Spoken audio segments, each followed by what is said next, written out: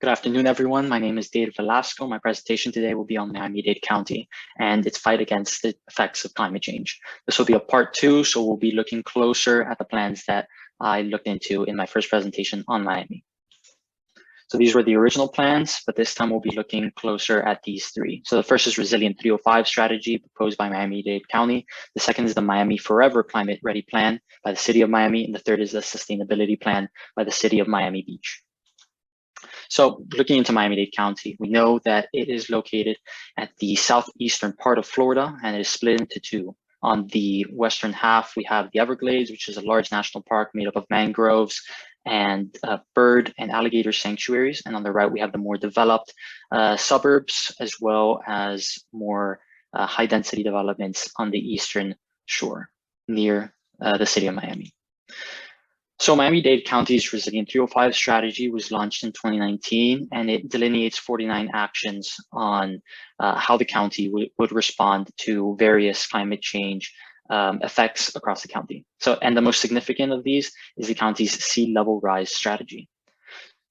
So this strategy comes with its own set of recommendations. And the first one is build on fill, so build on raised land. The second one is build like the Keys. Many developments, many homes on the Keys, on the Florida Keys, are built on top of pilings so that when the storm surge comes through, homes are barely affected. And then the third is build on high ground around transit. Fourth is expand greenways and blueways, and fifth is to create blue and green neighborhoods.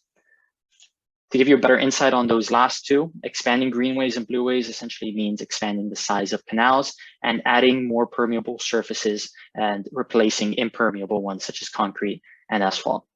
Creating blue and green neighborhoods follows the same line of thought, except it's focusing more on an urban design in which humans can sort of adapt to this change of environment. Here we have a map of all the projects that this plan encompasses that are already underway. So thankfully, this plan has already been put into place and many projects are already in the works. So now we go on to the Miami Forever Climate Ready Plan, which is proposed by the City of Miami. So the City of Miami is located in the northeastern part of Miami-Dade County and has over 88 miles of a sea border, therefore making it very susceptible to the effects of a storm surge. So the Miami Forever Climate Ready Plan focuses on emissions and focuses on sea level rise. So first off, it establishes a 60% drop in emissions by 2035 and a 100% drop by 2050.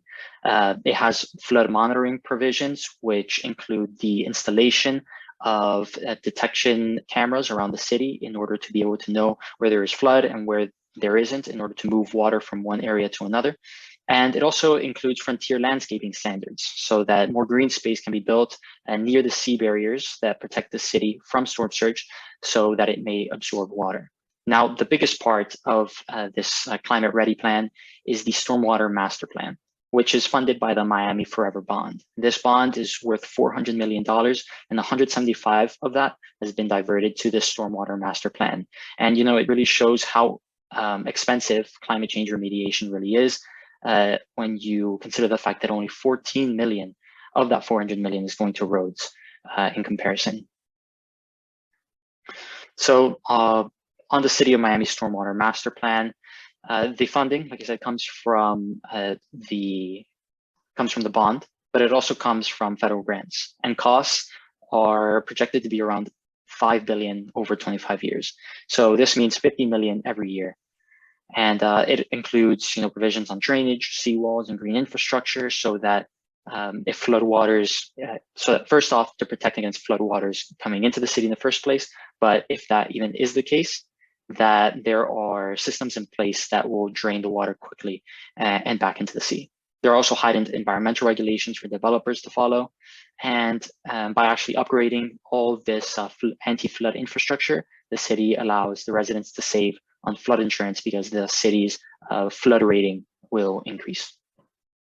Now on the sustainability plan proposed by the City of Miami Beach.